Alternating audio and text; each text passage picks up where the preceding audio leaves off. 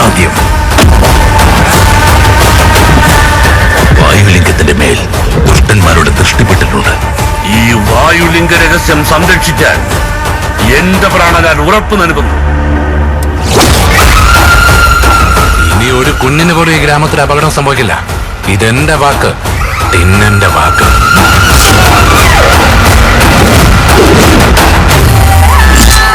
ശിവനെ കല്ലെന്ന് പറയുന്നോ? കല്ലിനെ കല്ലെന്ന് പറയാതെ വേറെന്ത് പറയാനാ? പറയുന്നത് കേൾക്കാത്ത ആളുകളോട് പറഞ്ഞിട്ട് എന്താണ് കാര്യം? ദൈവത്തെ ധിക്കരിക്കുന്നവർക്കും മുതിർന്നവരുടെ വാക്കിന് വില കൊടുക്കാത്തവർക്കും ഈ നാട്ടിൽ സ്ഥാനമില്ല. സത്യത്തിൽ ഈ കല്ല് കാട്ടിക്കൊണ്ട് കളഞ്ഞാൽ നിന്റെ ഭ്രാന്ത് മാറും. ഇതിന് കുത്തിക്കുറിപ്പെന്ന് പറയല്ലേ. ഇങ്ങനെ ഒരാൾ അങ്ങയുടെ നല്ല ഭക്തനാണെന്ന് പറഞ്ഞാൽ എങ്ങനെ വിശ്വസിക്കും?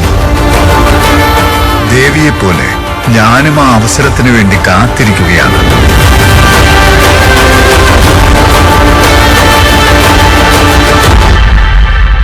രുദ്ര,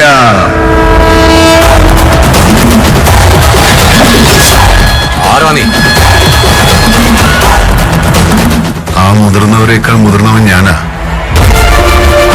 എന്നേക്കാൾ വലിയ ശോഭക്തനോ ഈ സൃഷ്ടിയിലുണ്ടാവില്ല. എന്തൊക്കെ ഞാൻ കരുതിയിരുന്നത്.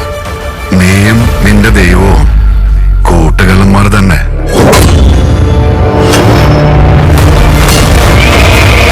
ശിവ എന്ന് നീ മനസ്സുരുകി വിളിക്കേ. അത് ഈ ജന്മത്തെ നടക്കില്ല. നീ അത്രയ്ക്ക് സാമർഥ്യശാലിയോ? അസ്ത്രവിദ്യയിൽ നിന്നേക്കാൾ കേമനുണ്ടെന്നറിഞ്ഞ് സഹിക്കാൻ കഴിയാതെ അവന്റെ തള്ളവിരൽ ഛേദിപ്പിച്ചത് നീയല്ലേ? പൊയ്ക്കാലോ ഇവിടുന്ന്, വേഗം പൊയ്ക്കോ. ഇതെന്റെ വാക്ക്.